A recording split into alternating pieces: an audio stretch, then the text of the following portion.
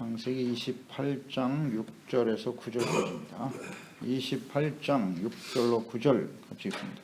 에서가 본즉 이삭이 야곱에게 축복하고 그를 받단 아람으로 보내어 거기서 아내를 맞이하게 하였고 또 그에게 축복하여 명하기를 너는 가나안 사람의 딸들 중에서 아내를 맞이하지 말라 하였고 또 야곱이 부모의 명을 따라 받단 아람으로 갔으며 에서가 또 먼저 가나안 사람의 딸들이 그의 아버지 이삭을 기쁘게 하지 못하는지라 에서가 이스마엘에게 가서 그 본처들 외에 아브라함의 아들 이스마엘의 딸이요 느바요스 누이인 마할랏을 아내로 맞이하였더라. 구원의 은혜를 받을 수 없는 이유, 아버지를 속이고 장자의 축복을 받은 야곱, 자신을 죽이려고 하는 형 에서를 피해 집을 떠나 하란에 있는 외삼촌 라반에게로 떠나게 되었습니다. 이제 연단과 시련의 시간을 지나게 되는 것이죠. 그 아버지 이삭으로부터 가나안 여자가 아닌 동족인 고향에서 아내를 취하라 하는 당부를 받았고 또 명을 받게 되었지요. 이런 과정이 온전하지 못했습니다만은 결과적으로 야곱을 하란으로 보내게 하심으로써 거기서 아내를 맞이하게 하는 것이죠. 그리고 이제 큰 민족을 이루게 하시는 하나님의 뜻이 구체화되는 것입니다. 합력하여 선을 이루시는 하나님. 그러니까 에서의 입장에서는 뭐 억울한 측면도 있겠습니다만 왜 하나님이 에서가 아닌 야곱, 이삭은 에서에게 장자의 복을 주려고 했으나 하나님은 야곱을 택하셨다. 왜 야곱인가? 이것을 우리는 잘 묵상해야 합니다. 이 하나님이 아브라함에게 주신 이 언약, 구원의 언약, 복의 근원이 되는 언약인데요. 이 언약을 에서는 계승할 수 없었다. 계승할 수 없었다. 오늘 말씀에 보면 다시 한번 확인이 되는데요. 그는 겸손하지 못하고 교만하고 마음이 완악했다. 자신의 잘못이 무엇인지를 잘 몰라요. 모르니까 돌이킬 수도 없겠죠. 그럴 의지도 없는 것처럼 보이고 회개하고 돌이킬 수 없더라.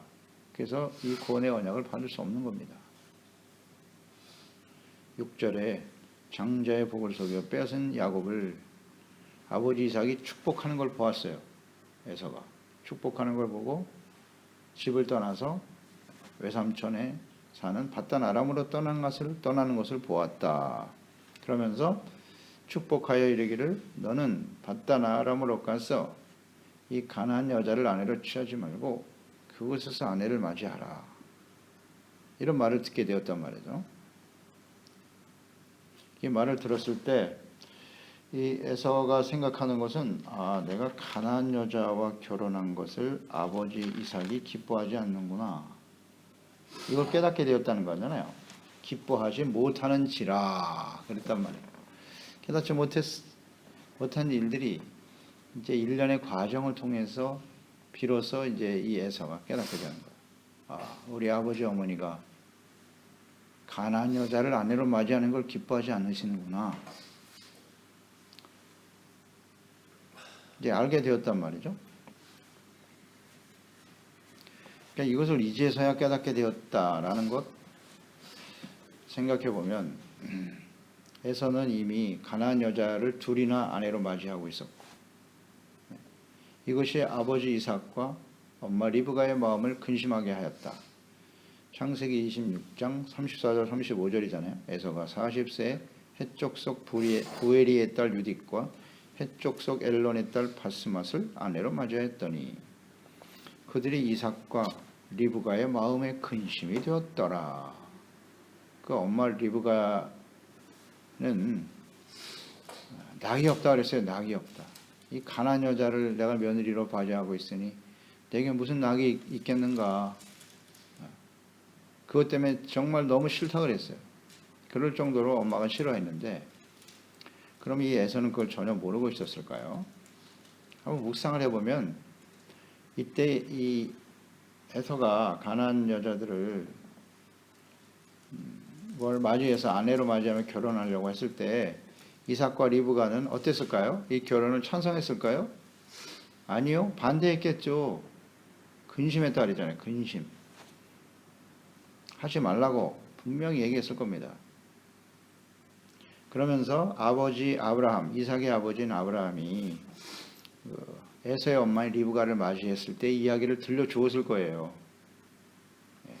동족에게 가서 고향 땅에 가서 아내를 맞이하라고 해서 나이가 똑같습니다. 이삭도 40세에 아내를 맞이했고 지금 에서도 40세에 아내를 맞이했단 말이에요. 나이가 같다고요. 그때 이야기를 했을 거예요. 분명히 아버지도 얘기했을 것이고 어머니 리브가도 얘기했을 거라고요. 그래서 그 종이 와서 하나님의 말씀에 순종하여 하란 땅에 있는 부두엘이죠. 부두엘의 아들. 그 형제의 딸인 부두엘의 딸인 리브가 엄마를 아내로 맞이하게 된 거야. 이런 이야기를 했을 거예요. 분명히. 그러므로 이 가나안 여자와 결혼하는 것은 옳지 않다. 그게 하나님의 뜻이었거든. 분명히 얘기했을 거예요. 그러면서 이 결혼은 옳지 않아. 하지 마. 라고 말했겠죠? 가르쳤을 겁니다. 그런데 부모의 말에 순종하지 않고 에서는 자기가 원하는 대로 가나안 여자를 맞이했다. 어떻습니까? 그렇지 않겠어요? 당연히 그러겠죠. 그건 옳지 않아. 믿지 않는 사람과 결혼하는 거 옳지 않다고 라고 부모가 얘기했을 거야. 근데 에서는 그냥 자기가 원하는 대로 하는 거예요.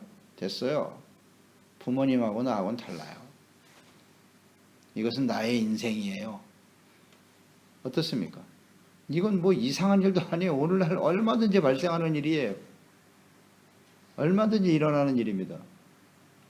예수 그리스도를 믿고 하나님을 잘 믿는 처자를 아내로 맞이해야지. 부모가 그런 말 안 하겠어요? 믿는 부모가? 근데 자식들이 말을 듣나 이게? 이 같은 상황이에요. 에서가 그런 성향을 가진 사람이라고요. 이 에서 같은 성향을 가진 사람은 오늘날도 많아요. 얼마든지 있어요. 내가 원하는 대로 할 거예요. 만약에 부모의 입장에서 뭐 외모를 가지고 문제를 삼는다든지 뭐 집안이 좋지 않다 뭐 이런 걸 가지고 문제를 삼으면 얼마든지 거부할 수 있겠지만 가장 근본적인 하나님을 경외하고 주님을 섬기는 이것이 가장 중요하지 않겠니? 그런데도 거부한단 말이죠. 이게 에서의 모습이고 이 일로 인해서 이삭과 리브가는 마음에 크게 근심하였던 것이 사실이고, 그러니까 여기서 우리가 묵상되는 바는 부모에 대한 태도가 곧 하나님께 대한 태도다. 이건 뭐 성경에 끊임없이 하나님이 말씀하시는 거예요. 매우 중요한 겁니다. 이건 부모와 형제를 사랑하는 것이 곧 하나님을 사랑하는 것이다. 그러니까 하나님을 사랑하는 것이란 뭐냐? 곧 그 계명을 가지고 지키는 것이잖아요. 그러니까 부모가 부모의 말을 듣고 순종하는 것이 곧 부모를 사랑하는 거죠.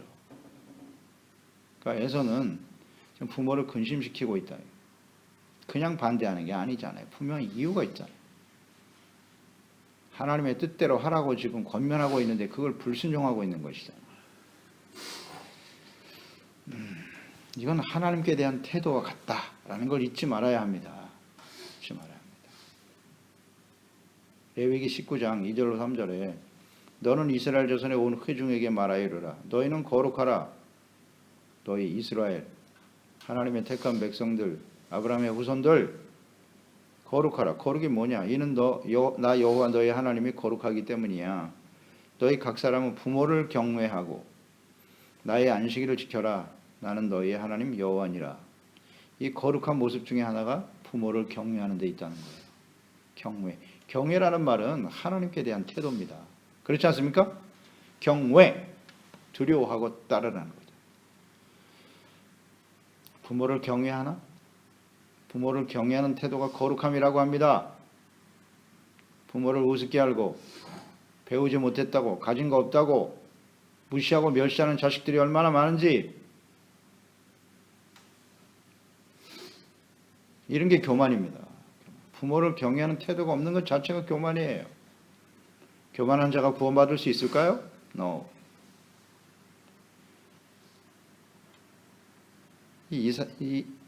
지금 에서의 태도는 아주 교만한 태도입니다.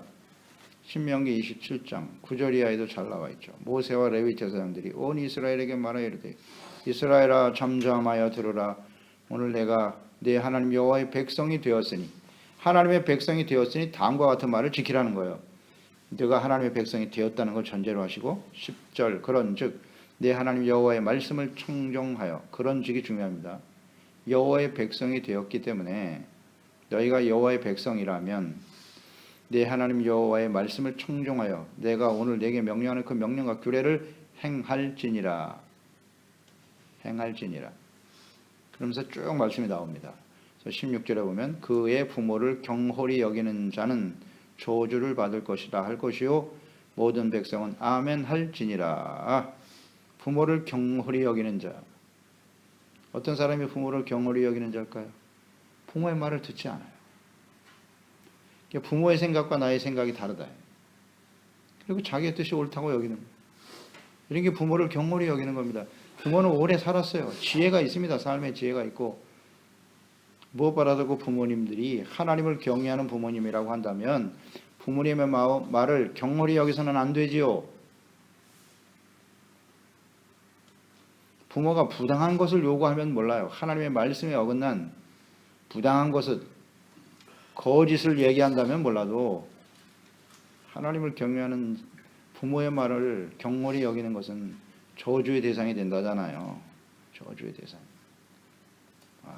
이 예서가 딱 여기에 해당되는 겁니다. 이 말씀과 적용해서 우리가 말씀을 묵상할 필요가 있어요. 예수님께서는 이 말씀을 그대로 인용하셔서 마태복음에도 보면 15장 같은 데 보면 잘 나와 있어요. 부모를 거역하고 불순종하는 것 저주의 대상이다 라고 말씀하셨고요.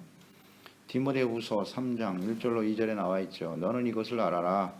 말세에 고통하는 때가 이르러 사람들이 자기를 사랑하며 돈을 사랑하며 말세의 특징이에요. 교만하고 비방하며 부모를 거역한다. 감사하지 아니하며 거룩하지 아니하며. 이 거룩함이 어디서부터냐? 부모를 경외하는 것으로부터 나오는 거예요. 그런데 말세에 고통하는 때 마지막 심판의 때가 이르면 어떤 일이 벌어지느냐? 부모를 거역한다. 그걸 아무렇지도 않은 것처럼 여겨요. 부모를 거역하는 거예요. 이건 하나님의 뜻을 저버리는 것과 같아요. 매우 심각한 문제입니다. 그러니까 이삭과 리브가도 이 에서의 성향을 알았을 것이고 이것 때문에 근심하였으나 그를 바로잡지 못했다. 그래서 에서가 이렇게 잘못된 방향으로 나가는 거예요. 잘못된 방향으로 나가는 거예요. 여러 가지를 생각하게 해요. 이삭과 에서의 관계. 그러면서도 에서를 좋아했잖아요. 에서가 잡아오는 고기를 좋아하고 한편으로 영적으로는 근심하면서도 그리고 그에게 계속해서 장자의 축복을 이어주려고 했던 이삭. 이것이 오늘 이런 잘못된 에서를 만들어낸 원인이 아닐까? 이런 생각도 하게 되는 거예요. 왜냐하면 우리의 부모의 심정을 알거든. 우리는. 이삭의 마음이 이해가 돼요. 자식들이 어디 내 마음대로 되나? 말 잘 안 듣습니다. 그러니 어쩔 수 없이 이렇게 흘러가지 않았을까?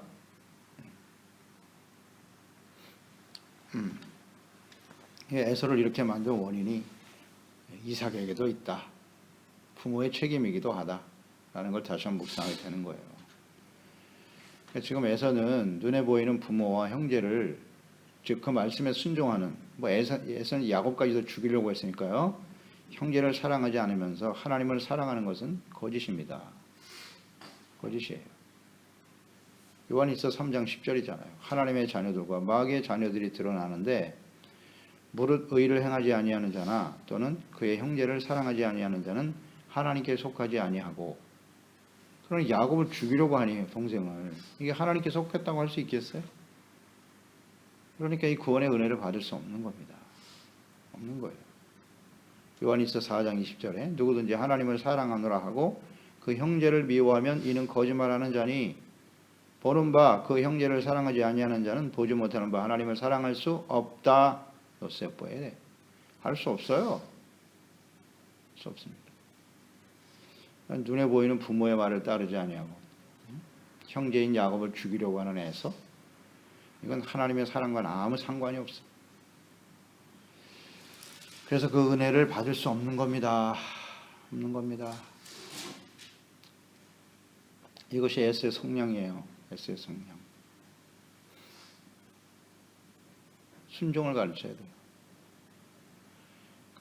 그러기 위해서는 부모님들이 하나님의 말씀에 순종하는 모습을 자녀들에게 보여야 되겠죠. 흐트러짐 없이 이것이 하나님의 뜻이다. 하나님의 말씀에 순종하는 부모의 모습이 자녀들에게 이어지겠죠. 이런 걸 묵상하게 되고요. 8절 9절 말씀에 보면 에서가 본즉 가나안 사람의 딸들이 그의 아버지 이삭을 기쁘게 하지 못하는지라 깨달았어요. 그래서 9절에 이에 에서가 이스마엘에게 가서 그 본처들 외에 아브라함의 아들 이스마엘의 딸이요 느바요의 누이인 마할렛을 아내로 맞이하였더라. 깨달았어요. 가나안 여자를 싫어하시는구나 우리 부모님들이. 그러면 자신의 결정과 선택이 잘못됐다는 사실을 일단 깨닫고 돌이켜야 될 거 아니에요. 회개하고 돌이키고 내가 부모님의 말을 듣지 않고 내 생각과 뜻대로 행한 것에 대해서 진실한 깨달음과 돌이킴이 있어야 할 텐데 그런 것은 없고 그래? 그렇다면 나는 이스마엘의 딸을 느바요를 아내로 삼아야지 누인 마할렛을 아내로 삼아야지 이런 선택을 했다는 거예요. 이스마엘이 누굽니까? 이스마엘 아브라함의 아들 그러니까 이삭 그러니까 이 야곱 에서의 입장에서는 큰아버지네. 큰아버지 배달은 큰아버지죠. 그러나 이스마엘은 이미 하나님의 언약의 축복에서 벗어났죠. 그가 형이란 말이죠. 그러니까 이 에서가 어떤 동병상련을 느꼈을까요? 형으로 태어났지만 동생인 이삭에게 하나님의 약속의 언약의 축복이 이어졌다는 것을 생각했을 건데 야, 그러면 나는 이스마엘의 딸을 아내로 취해야지. 하여튼 여러 가지 복잡한 생각을 하게 해요. 그 당시 에서의 이런 선택과 결정. 동병상련하는 마음도 있었을 것 같고. 근데 그 이삭을 통해서 주시는 하나님의 언약의 축복에 참여할 생각을 해야지. 이스마엘 언약에서 벗어난 그의 길을 따르겠다는 거 아니에요. 이스마엘은 애굽 여자의 딸이에요. 근데 이런 건 저는 생각을 못하는 거예요. 전혀. 또 이런 한 측면도 있을 것 같아요. 동생 야곱이 하란 땅에 가서 아내를 취한다. 그 하란 땅이라고 하는 건 라반은 외삼촌이잖아요. 엄마의 형제잖아요. 엄마의 형제의 딸과 결혼한다? 그러면 나는 아버지의 형제와 결혼해야지? 이런 아주 인간적이고 아주 단편적인 생각을 한 게 아니었을까? 그렇잖아요. 야곱 외삼촌의 딸과 결혼하는 것과 아버지 형제인 이스마엘의 딸을 아내로 취하는 게 더 중요하지 않을까? 가부장적 생각? 이게 아주 단순하고 어떻게 보면 자의적이에요. 자기 마음대로 생각하고 판단하고 이 사람이 에서구나 묵상하게 되네요. 그러니까 하나님께서 그에게 주신 그러니까 지금 아브라함으로부터 이삭에게 주어진 자기가 받아야 될 이 축복의 그 언약의 축복의 내용이 무엇인가 그 의미가 무엇인가를 전혀 이해하지 못하고 있어요. 하나님이 다스리시는 의롭고 거룩한 백성이 되어 내가 의로운 삶을 통해서 많은 사람들에게 하나님을 알고 하나님의 다스림을 받는 하나님의 나라의 백성이 되게 하는 것이 복이잖아요. 여기에 대한 이해가 전혀 없음. 전혀 없어. 이해가 없어요. 그리고 자신의 잘못이 무엇인지도 몰라. 돌이키지도 못하고 그러니까 돌이킬 수가 있나. 그래서 이는 에서는 교만하다. 그리고 자신이 옳다고 여기는 대로 믿고 행동하는 사람이다. 이런 사람은 결코 구원의 은혜를 받을 수 없다. 이것이 말씀이 주는 교훈이네요. 교만한 사람은 은혜를 받지 못해요. 마태복음 5장 3절 아닙니까? 심령이 가난한 자는 복이 있나니 천국이 저희 것이며. 심령이 가난해야죠. 겸손해야죠. 나의 생각이 잘못됐다고 시인할 줄 아는 게 겸손이라고 했죠. 자신의 뜻대로 행하잖아요. 이렇게 마음대로. 야고보서 4장 6절 더욱 큰 은혜를 주시나니 그러므로 일렀을 때 하나님이 교만한 자를 물리치시고 겸손한 자에게 은혜를 주신다 하였느니라. 아멘입니다. 이 은혜의 핵심 무엇입니까? 우리는 죄인인데 하나님의 은혜로 구원받는 겁니다. 구원은 의롭다함을 얻는 것이고요. 지금 이 언약, 아브라함에게 주신 언약의 축복, 아브라함은 온전하지 못했습니다. 그런데 믿음으로 의롭다함을 얻게 된 것이고요. 이삭도 우리가 삶의 여정을 묵상해 보니까 온전하지 못합니다. 이삭도요. 야곱 역시 온전하지 못합니다. 그런데 하나님의 그 의롭다 하는 은혜가 임하는 거잖아요. 그 은혜가 임한 구원은 절대적인 은혜다. 이 은혜라는 것은 구원의 은혜를 말하는 거예요. 죄인임에도 불구하고 의롭다함을 얻는 것이 은혜입니다. 그런 은혜가 누구에게? 겸손한 자에게 임한다. 겸손한 자에게 임한다. 에서는 그래서 이 구원의 언약에서 비껴나가는 거예요. 하나님은 불의하신 분이 아니에요. 불의하신 분이 절대 아닙니다. 기회를 충분히 주시고요. 지금 이 상황에서도 에서가 돌이키고 제가 잘못 행동했습니다. 그리고 야곱을 이해하고 그것을 하나님의 뜻으로 받아들였다면 어떻게 됐을까요? 상생할 수 있게 되었겠죠. 하나님이 주는 은혜를 함께 누리며 살게 되었겠죠. 그러나 나는 동생과 달라. 그 형이라고 하는 그 자존심입니까? 그런 게? 아무 가치도 없고 의미도 없는 자기 스스로를 존귀하게 여기고 자신의 생각과 뜻이 옳다고 여기는 이런 교만과 어리석음 오늘 우리에게는 있지 않나요? 이거 버려야 됩니다. 이거 버려야 돼요. 우리 자녀들에게도 이걸 분명히 가르쳐야 돼요. 왜 에서가 아닌 야곱이 복을 받게 되었는가? 가르쳐 줘야죠. 그러면 너희들이 선택하라. 너는 에서의 길을 갈 것이냐 야곱의 길을 갈 것이냐. 언제나 선택이거든. 이걸 가르쳐 줘야 돼요. 제시해 주고 오늘날 내가 선택하라. 하나님처럼. 이스라엘 백성들이 생명, 사망, 복과 저주가 있는데 오늘날 내가 선택하라. 그래서 언제든지 우리는 바른 선택을 해야죠. 겸손의 길을 가야 되는 거예요. 그래야 하나님의 은혜가 계속되겠죠. 기도하겠습니다. 하나님 아버지, 오늘도 주의 말씀을 묵상하면서 이 에서가 왜 하나님의 이 구원의 언약 이것을 계승하지 못하게 되었는지 다시 한번 확증되어지는 그런 말씀이 기록되어 있네요. 가나안 여자를 아내로 취했다. 분명 이삭과 리브가가 이 일로 인해서 근심했다고 했어요. 아브라함이 그 이삭에게 아내를 얻기 위해서 어떤 행동을 하셨는지 분명히 가르쳐 주었을 텐데요. 그리고 반대했을 거예요. 그런데 자신의 생각과 뜻대로 자신이 원하는 대로 부모의 말을 따르지 않았다. 부모에 대한 태도는 하나님께 대한 태도예요. 부모를 경외하는 것이 올바른 태도입니다. 그 말씀을 듣고 지켜 순종하는 것이 하나님 부모를 사랑하는 일이다. 기회를 주셨지만 깨닫지 못하고 돌이키지 못하는 에서 그는 교만합니다. 마음이 완악해요. 자신의 잘못이 무엇인지도 몰라요. 구원의 언약의 축복을 받고자 사모했지만 그 의미가 무엇인지도 몰라요. 오늘 이런 모습으로 우리가 주님을 섬기고 있지는 않나요? 복의 의미가 무엇인지, 우리가 복의 근원이 된다라고 하는 의미가 무엇인지도 깨닫지 못한 자. 그저 이 세상에서 하나님께 복을 구하며 있는 에서 같은 사람들은 아닌가요? 주여, 우리 자녀들이 에서 같은 성향이 아니라 언제나 겸손하고 구원의 은혜를 소중하게 여기고 늘 두렵고 떨리는 마음으로 주님의 말씀을 듣고 순종하며 따르는 진정한 하나님을 사랑하는 자녀들이 되어 이 구원의 은혜와 축복을 계승할 수 있는 복이 임하게 하소서. 예수님의 이름으로 기도드리옵나이다. 아멘.